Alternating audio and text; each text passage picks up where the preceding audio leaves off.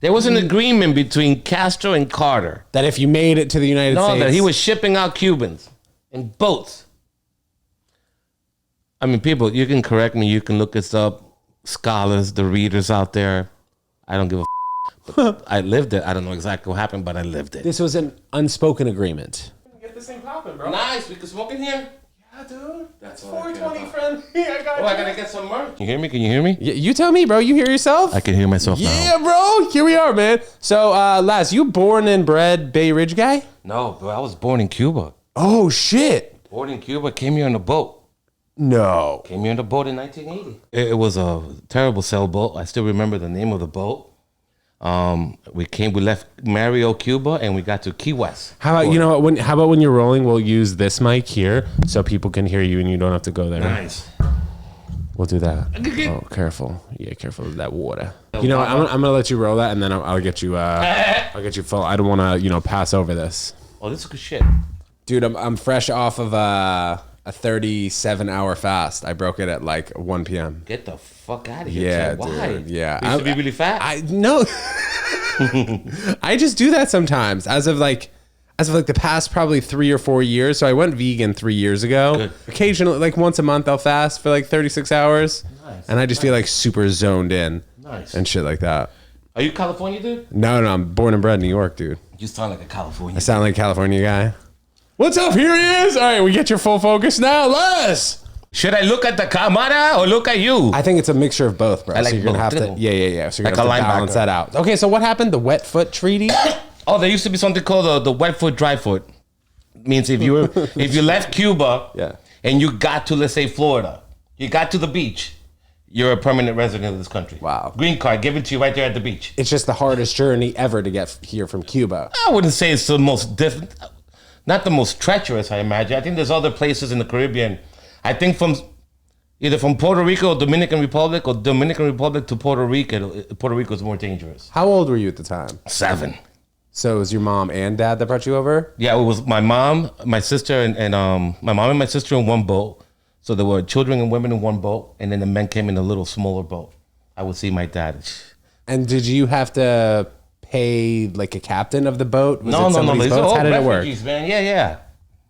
These are political prisoners, you can say, or political refugees. I left Cuba. Literally like a mass exodus, bro. Like how many people were leaving at that particular time? Man, thousands, bro.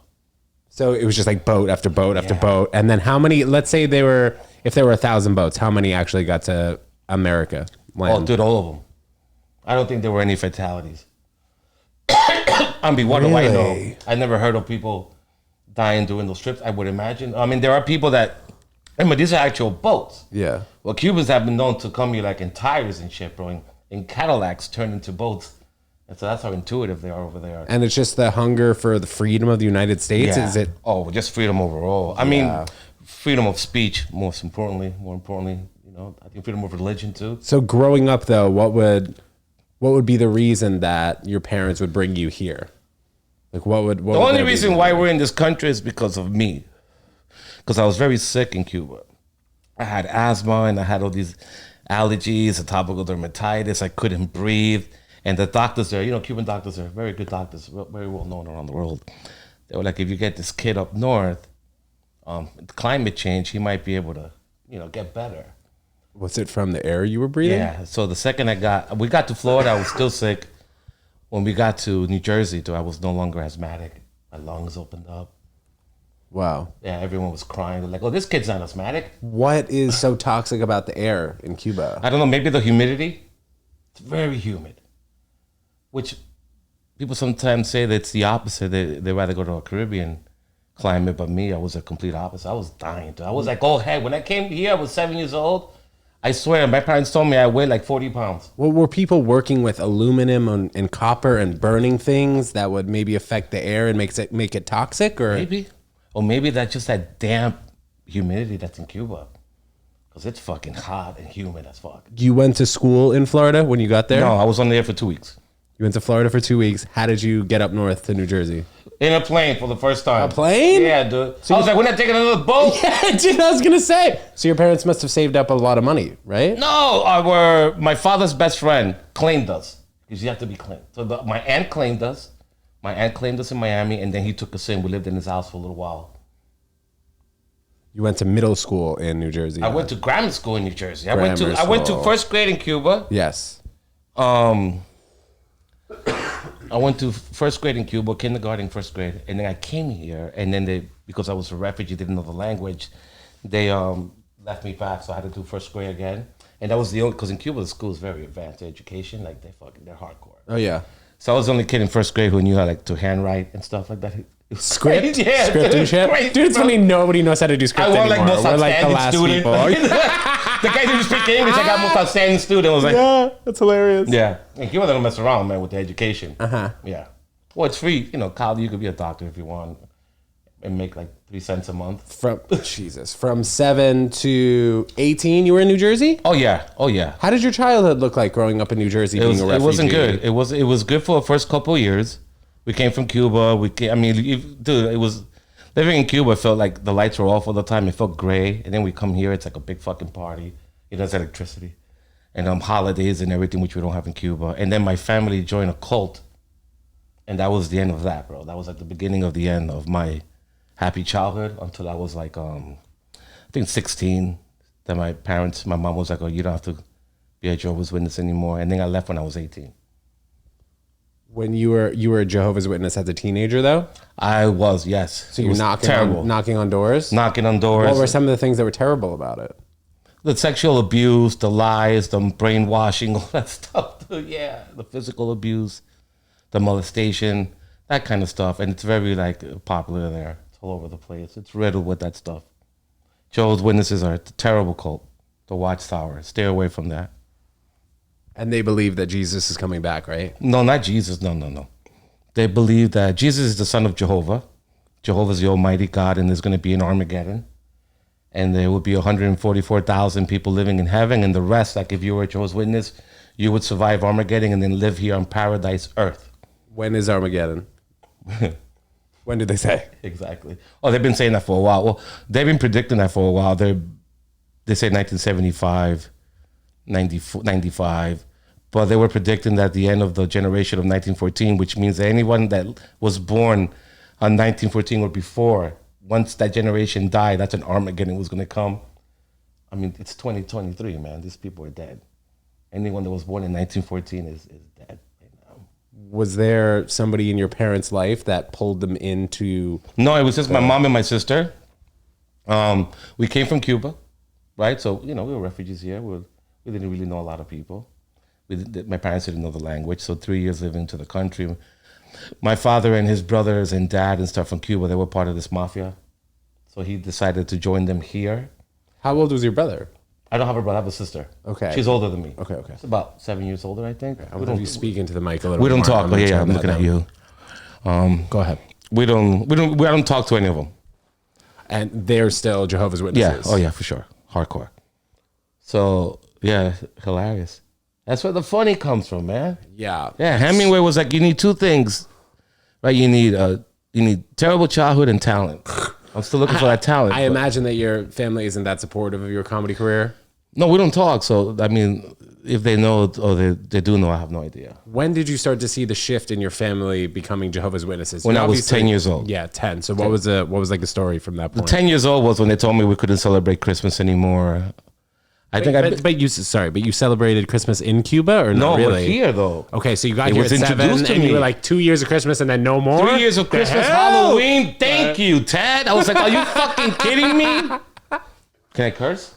Too late. Oh yeah. Oh, it does say explicit on your description. Oh hell yeah, dude. Yeah, so there we go. Yeah, we cursed a little bit here, bro. It was yeah, man. It was like Light we had all this stuff, and then it was taken away, and that to me was as a child, man. That was, and I was a baseball player. I would play Little League. I was playing Little League, and I couldn't play Little League anymore because competition was satanic. Oh my. So then I would get my ass kicked because every spring I was like, I want to play baseball. No, pa. And my mom and my sister would just beat the crap out of me. It was crazy. So yeah, I mean, child was, it was 50-50. There were some good parts. They weren't all terrible. How was high school? High school wasn't bad. It was terrible, but it wasn't bad because I was peaking, I think, in my good looks at that time. Why do you say terrible though? Just of the family life? Yeah, because I was living a double life. And remember, I didn't leave my house till after high school. So I was in their house, even though I wasn't a Jehovah's Witness. It was just, they did give me my freedom. Like I had, my mom would never come into my room. We would, I would be there with my friends doing great. They wouldn't ever like barge in. They gave me respect, but it was just knowing that, okay, he's here for another 2 years and he's going to leave. So was that when you stopped talking to your family? No, I stopped talking to my family completely about 7 years ago. Okay, I want to get into that. But once you turned 18, did you go to college in New Jersey? I went to community college. I didn't graduate. I went to community college for about a year and a half. And then I didn't finish that. I was just working since I was a young kid. Doing what kind of stuff? Restaurants, Paperboy. No, yeah, paperboy, restaurant, retail. Then I was in the hotel industry for about 14 years. Oh, what were you doing? I started in the front desk and I became the front desk manager, then VIP manager. Dope. What hotel? In New York? The London, man. Okay, where is Gordon the Ramsay, London? 54th between 6 and 7. Oh, Hell's Kitchen. No, Midtown. Well, did they have that restaurant, Hell's Kitchen, in it? They had that's another they Gordon had Ramsay. the Gordon Ramsay restaurant. Dude, they Okay. opened up, they redid the whole fucking hotel. They used Bro, to be see, I knew I smelled the hospitality on you. yeah. there you go, I dude. started at a young age. I was working as a busboy and I was like 16. At that hotel? No, in Jersey, Okay. Yeah. Where'd you go to high school in Jersey? in West New York, Memorial. Okay, so I spent the first 6 weeks of my life in Princeton. Princeton And Princeton then- Tigers. And then We were the Memorial Tigers, exactly. same colors, orange and black. Oh, yeah? You stole that from Princeton? That's Absolutely. funny. But yeah, I grew up there 6 weeks and then I moved to New York, but I'm pretty familiar with the Princeton's towns of Jersey. Yeah. I love Princeton. Princeton Junction is where my parents had an apartment. And then they both got jobs in Manhattan and then I moved here. Been here Yeah, since been here it's since either then, bro. the other way around. Either you go from here to Princeton, you go from Princeton to here. Yeah. Yeah, Exactly. Or Maplewood, New Jersey, which is nice. Oh, right. That's true. You know Maplewood? Yeah. Just from being, well, my dad's from South Orange, so I know a Nice. lot of those Yep. towns around there. A lot of transplants are going over there. Oh, yeah. Yep. I hear it's, I hear there are a lot of developments there. What's going on the phone? Who's texting you? Alex Carabano, bro.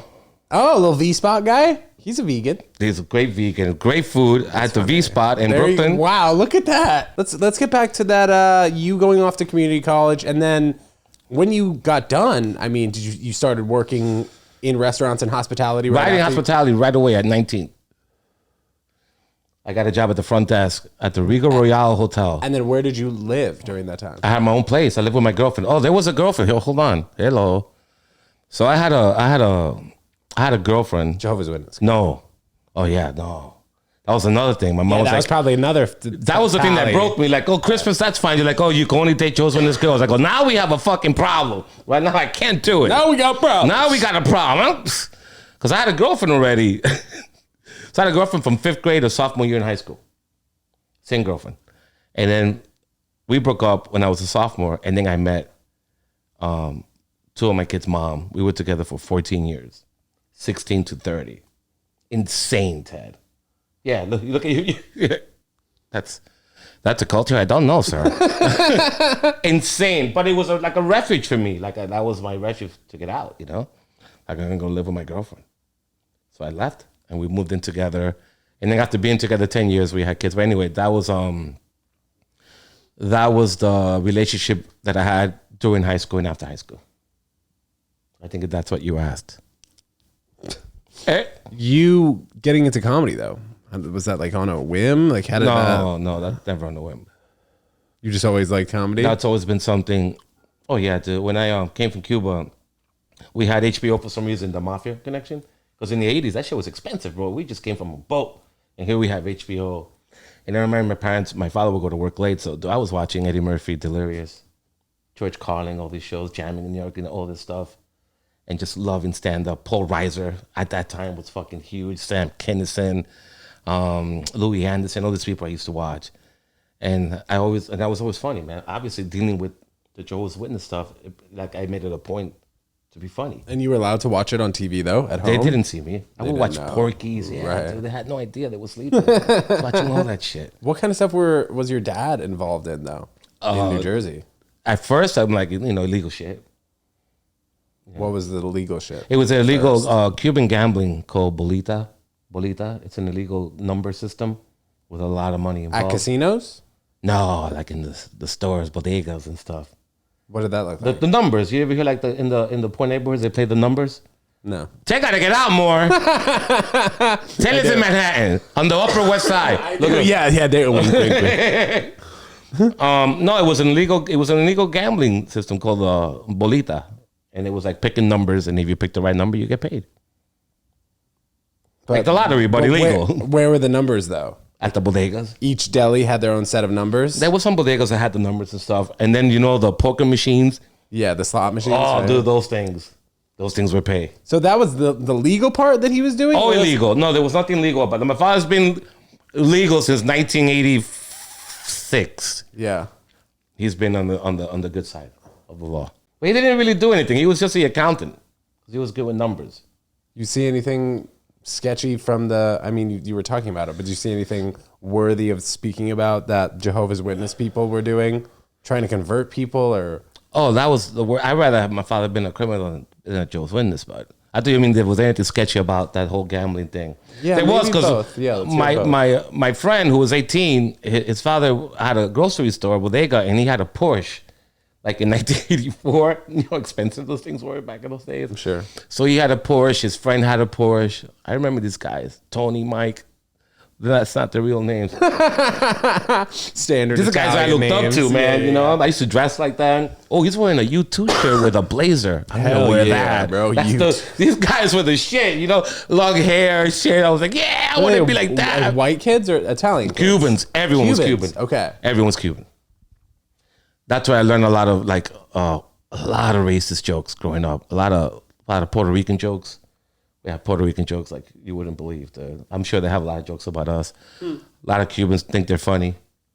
So a lot of the old guys joking around in front of the bodega. I was there listening to them. You and your friends get in trouble though? No, not really, man. Not really. I skated. I've been skating. I still skateboard. Oh yeah. I mean, this. Okay, you got the skate outfit. I have, dude. I've never brought this out on camera, dude, and I haven't used it in a while. I used to skateboard to middle school. Don't bring out a longboard. No, are you or a penny board, bro? Don't bring out a longboard, dude. I'm not bringing out a longboard, bro. Look what we got here. Oh, nice. Not bad, right? Oh, it's shit, a toy machine, dude. A long time. Nice. Look how dusty bro. This thing is. I haven't used this in like at least 2 years. Nice, bro. Right? So I used to skate what to kind of trucks middle you got school. on here? I don't know. They were good at the time, if I remember. Nice, bro. Right? Not bad. So you hit the Was it like a 7.5? dude, I don't know. That's like that's a small. I skate whiteboards. What's that? Wider boards, 8.25, Oh, I 8.5. thought you said a whiteboard. No, whiteboard. Yeah, they're all white. Tan trouble, crooked. White people board. You zoom into this later and you don't lose any resolution. Crooked, yeah. It's owned by Mark Gonzalez. The Gons. How old are you, Ted?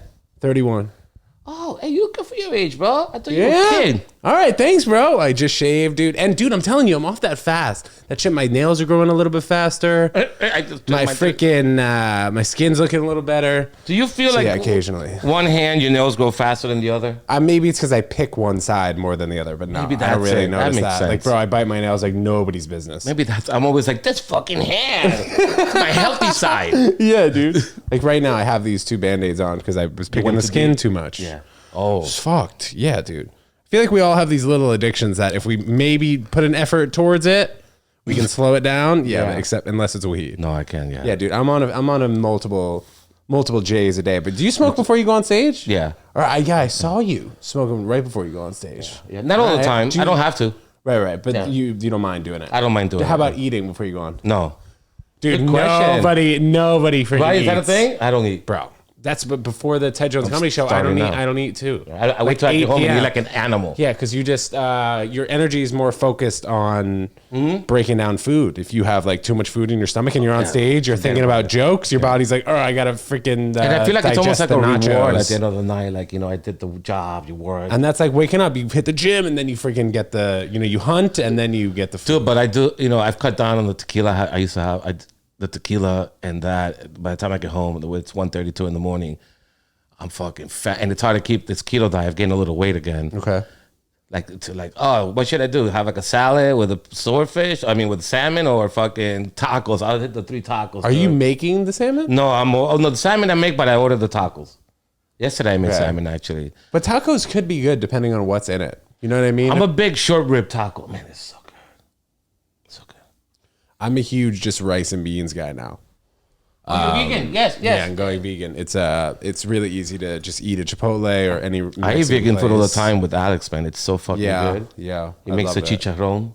The don't vegan know. chicharron. I've definitely ordered from there on Uber Eats before, but I've never eaten at his actual restaurant. He has vegan pork rinds. Come on, bro. And I think they're gonna come out with a Cuban sandwich. Danny, if you're Cuban listening, sandwich. un sandwich cubano.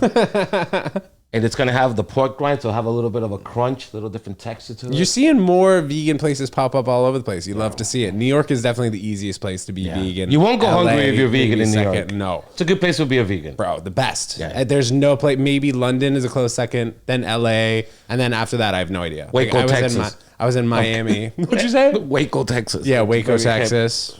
Fresh. I was just looking at the Waco documentary today. Dude, oh Netflix. yeah. I'm pretty sure I finished that. But is there a second part? Because I don't know. yeah. I mean, I lived it. I saw it while it was happening. It oh my gosh.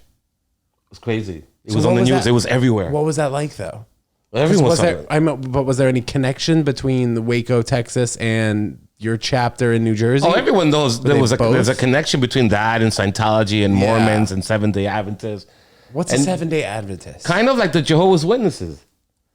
Now, supposedly the founder of the Seventh-day Adventists, kind of similar to the Jehovah's Witness, anti-government.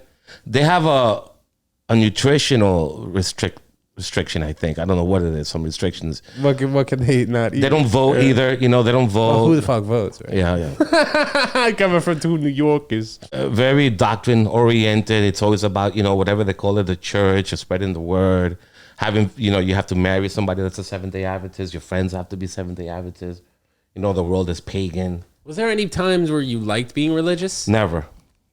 It was just like annoying. You had to get up in that, like you had to wear a suit and go to church. They had and to beat shit. me down, bro. To fucking You had get to me go ready in the on Sunday. neighborhood, knock on doors. So right? I would act sick a lot, right? I would act sick a lot, and I would stay home and watch on Sunday mornings. Albert and Costello were on Channel 11 every Sunday, dude, and I was a huge, huge fan. I became a huge fan of Albert and Costello to this day. What's the benefit behind being a Jehovah's Witness? Don't mean Nothing. to offend anybody who's listening Mind or watching control. who's a Jehovah's Nothing. Witness, but he actually was a Jehovah's Witness. So we have someone who's plugged in and is giving his opinion. I his guess that experience. there's a certain sense of camaraderie Okay. between you and the other Jehovah's Witnesses. like comedians. No, yeah, sure. We're like wolves, bro, without a pack. Yeah. And I guess besides that, it's just completely you're stripped away of everything of who you are, and you become just a Jehovah's Witness, somebody that is somehow generating money for the Watchtower, whether it's in donations, your donations, bringing in more people that are going to donate more. As a Jehovah's Witness, if you make, let's say, $100,000, are you required to donate a certain portion of your salary to the church? Not in black and white, Yeah. but somehow you will be. Right. It's like, oh, we saw you made 6 figures this year. Bam! Congratulations. Ted's on it. 20K will be. Or if you don't go in a month, hey, envelope where have you box. been? We haven't seen you. Jehovah's probably worried about you. But why would somebody join this to get themselves like? Why would Tom Cruise be a Scientologist? Yeah, I don't know. That was I saw in saying that Surrey Cruise hasn't seen Tom Cruise in 10 years because of the Church of That's Scientology. absolutely true. And Leah Remini, my girlfriend, Yeah, Queens, she was there for a while and left. Yeah, and I've heard stories from her. Just She also had a crazy documentary. stories. She did, the documentary she was doing about Scientology? Yeah. She did one about the Jehovah's Witnesses. About the Watchtower. You should check it out, bro. How would she know about that too, though? Because they wrote her and told her, do one about us. We're suffering as well. And she was like, oh, shit. Oh, now she's just the spokesperson for cults, Yeah, she- religious cults. She was in it. She knows. She was in it like hardcore. Like, Ted left Scientology. You no longer... In Jehovah's Witness, they call you an apostate. Yeah. You're disfellowship. Okay. I think in Scientology, what is it? You're a something person. I don't know. Okay, so let's talk about how maybe a Jehovah's Witness or a Scientologist would potentially poach me. And like, how would they get me to potentially want A to lot be of involved? love bombing. That's a specific strategy that they do, love bombing. Hi. Whether maybe it's 2 young ladies. So let's say they'd start coming to my show and they'd be like, "Wow, you're really great." They won't go man. to your You got-" show. Well, but how would they Jehovah's try and Witness get? won't. I don't know how about would they- Scientologists. How would they get me though? By knocking on the door. Like, but no. But how is Tom Cruise so involved in this enormous church scandal cult? When he was situation? younger, obviously in Hollywood, probably drinking, doing drugs, and someone came up to him like, yo, there's a better way. You don't need to do this. What's this though? Like, the drinking and the drugs or whatever it is you're doing, there's a better way. Which maybe you hear that and you're thinking, okay, maybe I shouldn't be doing drugs and drinking. This is not a religion, brother. Trust me. This is different. Have you ever heard of L. Ron Hubbard? No. Have you ever read Dianetics? But No. how can you convince me that it's not a religion when it clearly is a religion? By the time, bro, it's too late, dude. You'll never. It's too late. They are very charming when they knock on your door. Charismatic Jehovah's is a big word Witnesses. that's Yeah. thrown around. Hi, yes. How are you? We're looking to brighten your day. Would you like a pet tiger? That was a big thing too. They used to tell the shit is kids. that? Well, all the animals they're not gonna be ferocious. So they have pictures. The Jehovah's Witnesses have pictures of kids playing with lions and stuff. Is that like what Mike Tyson got into or something? Is that why? No, Prince was a Jehovah's Witness. Fuck Prince. Why fuck Prince? Latter Day Prince, not young Prince. He was Why? a Jehovah's Witness. He was a hardcore Jehovah towards the end. And was he part of influencing, you think, a lot of other younger? Yeah, dude, he would know maybe, but he would go knock on doors and preach. He would? With bodyguards and stuff. Look it up, I dare you. Right? Am I looking at the camera? Look it up, I dare you. Let's keep it going. Yeah, bro, you've had quite the journey. Yeah. From Cuba. And I started this Florida, comedy thing late, man. I'm a new comic. I'm a new comic. Maybe than you in acting and sketches and comedic acting, but in stand up, I've only been doing this 8 years. That's funny you consider that new. That's new. I Considering feel new. Considering with how long comedians' careers are. What's been your highlight so far? Oh, the highlights. Yeah, of course. Yes, a few. I think just getting better has been the highlight. Finding different voices at different moments throughout. The first 2 years were just open mics. So I've only been performing live going on 6 years. So I did my first live show in November 7th of 2017. It was called the 777 show. Hilarious. And before that, I just did open mics for 2 years between 2015 and 2017. When did you start talking about your childhood, your traumatic childhood? Did that take a little bit for you to get comfortable with, or was that kind of right away? That was right off the bat, I think. Yeah. Was that because you were experiencing not talking with your family? Like, when's the last time you spoke with your family? Oh, I was talking to them at that time, 2015. I was talking to them. And then there was an event. Yeah, but I was already, I was already ready to do this. I was talking about other things. I was trying to write jokes. Not so much diving into this. I don't even talk about this now. I might mention it every now and then. But it was more about trying to be funny, trying to write stupid jokes. There's a joke that I still do today that was one of the first jokes I wrote. And then I did my first live show and I started performing more. Then I won a contest. And Which one? At Broadway. Contest at Broadway Comedy Club. And so I started performing more. I started hustling, grinding more. Humbling myself more. And just writing more. Writing. How comfortable are you on stage right now time-wise? Are you comfortable doing an hour or 45 minutes or what? I did 45 minutes for the first time last month. Let's go. In Springfield, Massachusetts. Oh, yeah? Yep. Let's go. Great dude. room, great crowd. How'd you feel? I felt great. I will tell you, there was some safety blankets there. I'm not going to lie. How do you mean? Well, the crowd was mostly Latino. So, I'm Cuban, so I felt a little more comfortable, right? They were already pumped up. The people that opened for me, the people that went up before me killed it. So it was a good vibe. And they also had a clock counting me down. So I was looking at that clock the whole time. Was that specifically a comedy place or was it a theater type? It was a bar, dude, like a saloon with 2 floors. Used to be a biker bar. Crazy. That's interesting. They had a clock up there. I wonder he put it up there. No, the promoter put it up there for the comedians. Okay. And Ted, I didn't I wrote some notes. Like I pumped out a couple of new Puerto Rican jokes because they're Puerto Rican there, you know how we do. But I just I fucking killed it, dude, for 45 minutes. I just threw out all the shit that I've been doing over the years, jokes that I can't do because I'm only doing 10 minutes here, 10, 8 15, minutes, whatever. 15, whatever it is, So I couldn't believe that I did it, dude. And I still had jokes that I didn't do. It's great. I'm sure that won't happen again. I'm sure that the bomb is coming. It's coming because I think I got lucky with that one. So no, but getting back to how much time I feel, whatever I have to do, I try to get it done. Yeah. And And we had Spanish food, good Puerto Rican food. I was feeling comfortable. Do you do comedy in Spanish? No. Could you? I could, but I just don't. It will have to be like starting all over again. The nuances are Really? different. Yeah. Okay. It wouldn't be like translating the jokes into Spanish. It would be like writing everything all over. I did it once a long time ago. And that was it.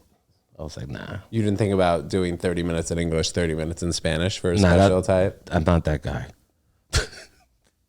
Someone else could probably do it. I mean, yo hablo español, lo escribo, lo leo, de todo, pero no. Pero sí. Pero no, señor. Pero sí uno time. I can act. I just did something. I just did something. I was in a pilot called The Migrants with this young dude, very professional young man. You know Brian Torres Day? Good kid. And I played a Venezuelan migrant. What would you say to somebody who's looking to start comedy later in life, as maybe you have? To do it. But what made you do it, bro? After that many years in hospitality? Oh, after hospitality, I did real estate. What kind? Bounce around. What in real estate? Oh, I sold like commercial and brownstones and rented a lot of apartments. I sold a brownstone. That was like $4 million. That was great. Yeah, where was that? Didn't make anything on that. Because your 10 other partners did? Cobble Hill. Okay. Cobble Hill, Brooklyn, beautiful place. Yeah. Rented a lot of apartments. I would get a lot of listings, but just couldn't close them. And then I decided to go into this full time. Met my wife. I told her, listen, this is something I've always wanted to do. And I think that I can do it because I was doing the open mics. And I was like, sure. Then I got an agent. The thing is, I did my first show November of 2017. Yeah. 777. And then I got an agent in February of 18 for commercials and stuff like that. So I was doing a lot of acting. I went back to taking acting classes. I felt like I was in it, you know? Wasn't booking shit, but I was going to auditions and I was in it. So that made me feel a little bit better. So then I started taking acting classes again, started reading about comedy, watching a bunch of fucking stand-up documentary. I think I've seen them all. And I took a comedy class with Joel DeVito, trying to navigate this business with all these fucking killers. We're surrounded by killers. They're the tier 1 killers, the tier 2 killers, the tier 3 killers, and I don't know where I fit in that totem pole. There's just so many good people in this fucking city. And that's also the beautiful thing about New York, though. We know that this is the best place to be. You want to be a comedian. New York and nowhere. Dude, I mean, geographically, everything's so close together. There's a subway, you get there, everything's just so, compact. Other cities, everything's just fucking spread out. Like shitty Queens. I'm kidding. But bro, you followed your passion, bro. So spit down the lens. Let people watching and listening, if should they follow their passion or no? And anything they can do, of course. I just signed up for Taekwondo, my son up, and I used to take martial arts when I was younger. I was like, I think I'm going to do it again. Hell yeah. So if you think you can do it, do it. I mean, it's like skating. If you see the trick in your head and you're doing the trick in your head, you can do it in the fucking park. Where do you skate now? At Owl's Head. It's 3 blocks from my house. Owl's Head? Yeah, at Bay Ridge. Okay, I saw there's one park, where is it? Down by like Pier 26? Mm-hmm. Yep, little street. It's got a little street plaza and stuff. Yeah, it's dope. But not too far from that is Chelsea Piers, man. Of course. I used to play hockey there. You see the fucking grinders in the ball. Those guys don't fuck around, man. I haven't been there for a long time. I was at Owl's Head last year in the fall. And I go there to skate. There's no one there in the morning, dude. I show up there. It's packed with people. I was like, what the fuck is happening? How did you start skating, though? When you were in in Jersey? The 80s, dude. We all skated. Yeah? Oh, fucking Tony Hawk, Pop Roll, to the whole thing. Talk about Tony Hawk. So I'm skating there. It's packed, bro. I see this guy that I know from Jersey, whatever. As I'm leaving, my boy texts me, yo, Tony Hawk is there. What? He was there. I didn't even see him. I noticed there was a lot of people. Owl's place? At Owl's Head, in Bay Ridge? Yeah, well, isn't that random or no? Nah. Oh, that's like a legendary place? Mike Gonzalez is always there. My bad. And I've always missed him. And Mike Gonzalez always goes to Owl's Head, dude. I know he does. Growing up, did you just skate or did you play other sports? Oh, yeah, no, I played basketball, football, baseball. Oh, let's go. Remember baseball? They took it away from me, Ted. Yeah, they did. The callback. They did, bro. I'm in 8th grade, and I wanted to play for the grammar school team, dude. I was good. We're playing in the street. They're like, why don't you play last? Oh, it's cold. I can't. It's satanic. I don't know. How old are you at this time? 14. Yeah, yeah. 8th grade, you know? Year behind. And so my friends, one was dead, Hex, and another one's still alive, Gabe Collazo, my boy. They told my mom, I believe to this day, that you should let Laz play. He's been talking about, really bad things and stuff like that. Like maybe I was suicidal, I don't know. So all I know is my mom said, hey, you want to play basketball? You can play as long as it doesn't interfere, with the Kingdom Hall stuff. So I played basketball in 8th grade. I was like one of the All-Stars. I went to this game that had all the All-Stars from all the grammar schools playing the high school. The freshman coach was the coach. And then I played freshman basketball. And then I joined the modeling club. And then that was the end of that. The what? The modeling club. We don't have time for that. There's a part two. There's a two-parter. You're a good-looking guy? I peaked in high school for sure. Psst, what? What happened with basketball, though? You weren't allowed to pursue it past the modeling I didn't club? want to. I didn't want to play. Oh. Yeah. It's not my girlfriend. I thought I was too cute for it. This and that. Well, you had a girlfriend. You need to model. It's the girlfriend that I had for 14 years. That's stupid. Kids, this is some advice. Parents, don't let your kids have relationship for 14 years. Yeah, that's crazy. Starting at 16. If your kids come home and say, Mom, I want to say I love you to whoever it is, tell them, I'll buy you a car if you don't. Don't you find that your kids need to find things out, though, by themselves? All the time. Right? Like, you can tell them, but ultimately, they're not going to learn until they do it themselves, Well, the mom, the one I was with for 14 years, she was actually with them mostly because she moved away down south, and she did most of the raising with them. She did a great fucking job. So I got to reunite with them when I was in their early to mid-teens. Now I have a 5-year-old and 2-year-old that I'm taking a fucking taekwondo and shit. So I'm able to do that all over again. But she did most of the heavy lifting. What was a main lesson you think you learned from? Was it a traumatic experience when you came from Cuba to Florida? Yes. I came on a boat, Ted, overnight. It was like 12 hours. It was awful. I vomited the whole time. Bro, it's crazy how, to be honest, man, I can't even really picture something like that. It seems unfathomable. Like when I go in the ocean, dude, and I'm too far out, I'm like, oh shit, I gotta get back to shore. I feel Cuban. You should go. I was so far out, I felt Cuban.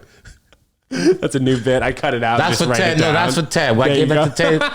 So I can never say, yo, he's using my bit. That's I get his. the Cuban pass. I'm riding. Ding. So you remember it as a 7-year-old. I remember a little, the boat, not all of it. I remember having a peach for the first time ever in my life. It was a good time to be a refugee, I think. It was a good time. I remember everyone being very friendly. You know what's even crazier, dude? This is well before 9/11, right? We had a passport. So I was a kid, so the passport was my mom and me in the same passport. The U.S. government wrote our green card numbers, our permanent resident, with a pen, dude. Like, this is your alien number, and this is yours. That's all you need here. That's like here. Like, you couldn't do that today. Here's my ID right now with a pen. And now you're just a citizen. Yeah, you're an automatic permanent resident, green card. You know, the shit that people fight for. But if you were just Cuban and you just fucking got here, like, give me the fucking paper. Swimming. Boom. That's how a lot of other Latino nations hated us. I even had, even a friend of my wife's early on when we first met, she was like, why do you guys get to come here? In other countries, have to suffer that. I was like, what do I know? I think Obama changed it. He got rid of that policy. Did you know any baseball players who came from Cuba to here? Yeah. Oh, yeah. The same way as you? No, I think they did it maybe on the boat, but they mostly played internationally and then planned out a defection. Like someone fucking picked them up at the hotel, put them in the trunk or something, and then they during the middle of the night? Yeah, shit like that. Yeah. And then once they got to This the U.S., Cold it was War like, it's shit, fine. Ted. Like, it's fine. Well, Once they get there, they're like, oh, look, he's there. No longer. But now, did you see you follow baseball? Yeah. I don't follow baseball as much as I saw used Ohtani to. struck out Trout last night. That with I a saw. nasty I was freaking watching curve. that. We were watching something. Or a slider. I was like, look at this. Look at this. I was like, oh. It was nasty. Almost struck him out looking. I didn't see you talk out swinging. Yeah. What the fuck were we talking about? What the fuck was Baseball. You said we were talking about a kid coming here from Cuba, baseball guy. I forgot it. Cut this out. Just cut it out completely. Do you want me to cut this part out? Nah, do whatever you want. I don't give a fuck. Oh, all right. It's your We're show. keeping it in, brother. Last forgot what he was talking about because of the weed. So good a fat There boy. was no help. Let's rewind the tape. We're talking about the Cuban kid, baseball kid coming here, but getting defected. Yeah, I mean, yeah, Suitcase in the middle of the night. it was. Yeah, that's the way they did it. I think most of the time. Yeah, dude, you have to sneak out. Yes, sneak But out. you were able to, correct? Well, like it was easy. we to did it sneak out, legally. maybe. Yeah. You did it legally. What do you mean? Yeah, we left Cuba legally. So There was an agreement between Castro and Carter. that if you made it to the United No, States, that he was shipping out Cubans in boats. I mean, people, you can correct me. You can look this up. Scholars, the readers out there. I don't give a fuck. But I lived it. I don't know exactly what happened, but I lived it. this was an unspoken agreement. No, it was the people, the white people in Florida knew we were coming. That we don't want these Cubans here. Yeah, they knew we were coming. We don't need them here. But the agreement between Jimmy Carter and what was it? Fidel Castro. Fidel Castro at the time was that if any Cubans come to the United States on a raft that they made themselves, they could stay. I don't know if that wet foot, dry foot policy was implemented during Carter or that was already there during Kennedy or after But the wet Kennedy. foot, dry foot policy insinuated that if Cubans made their own boat in Cuba and then came to the United States, they could stay. Boom. That's just No repercussions. So while they might die, it's nobody's fault. Yeah. Their own. Who told you to leave them? But Who told you to leave? but no insurance behind it or Told you to whatever. leave? Yeah. ¿Quién te dijo que te fuera, cojones? But yeah, so you were. That is wild. So that's why a lot of Cubans don't like Obama, you know, hardcore racist Yeah. Cubans from because they changed it. But if Cuba has that policy, why don't other countries have it? You know, Right. Know, Nicaragua, well, yeah. fucking North San Salvador, Korea, maybe. North Korea, they can get here if you can make that trip. If you can survive the Those 130 AK-47. days, man. Jesus, dude. If you can survive that year. I mean, wet foot, dry foot is a great policy. I think it should be. You know what? There's obviously a lot of immigration policies that would As go a nuts Cuban, over I that. wasn't upset that Obama removed that. You know, he got rid of that policy. I wasn't upset because there were other countries that weren't afforded the same privilege. Though. Mexico now, the border is kind of going wild, right? I mean, People are just Mexico, coming they're over like, we every can just day. walk. We don't even have to get wet, man. We could just walk over. Yeah, They're like, no, Cubans can come here. You guys can't. So Yeah, and who's working harder, right? Mexicans they all or the are. Cubans? Everyone is. Yeah. right. Everyone. I mean, Cubans are laborious as fuck too. But I mean, we shouldn't have special privileges. That's nuts, dude. Oh, it's crazy, dude. Politics and these fucking men with their fucking politics and shit. With their guns and their But tanks and their guns. we're just focusing on the important things, man. Making people Comedy. smile, Yeah. making people laugh. Lads, this has been a great episode, man. I appreciate you for coming over. Right? We could do. We've been It's a fucking part two. popping all over There's it, a part dude. two coming in the spring. What do you have coming up in the future that we can look out for you? And we're going to pop up your Instagram right here. So shout it out, dude. Let us know what you're doing. At Last Rivero for everything. Catch me on Amazon Prime Video in the redeemables. Let's go. And Crash the System on Tubi. If you want to rent it and pay for it, go ahead. If you want to watch it for free, Tubi. And tonight I'm going to leave here. I'm going to do a show in the Lower East Side and then go to the Greenwich Village and do a spot there. What about this weekend? Because we're listening to this Thursday. Thursday, my bad. That was a good Wednesday. Great Wednesday. Hey, good job. You killed day it is out today? there. Today is Thursday, as we're all listening. Tomorrow I'll to be it. at St. Mark's Comedy Club hosting the 8 o'clock show. Again, another shout out to those guys.